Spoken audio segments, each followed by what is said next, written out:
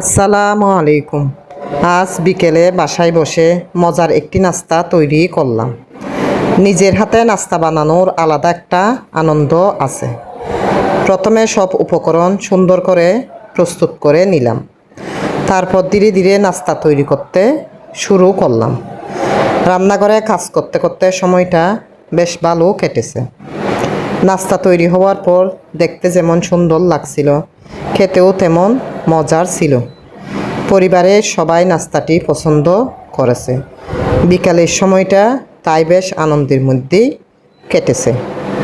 নিজের হাতে বানানো খাবারের স্বাদ সত্যি অন্যরকম। সবাই মিলে একসাথে নাস্তা খাওয়ার মজাটাও অন্যরকম। তাই সবাই পরিবারকে একসাথে নিয়ে নাস্তা খাওয়ার অভ্যাসটা রাখতে হবে। আল্লাহ হাফেজ।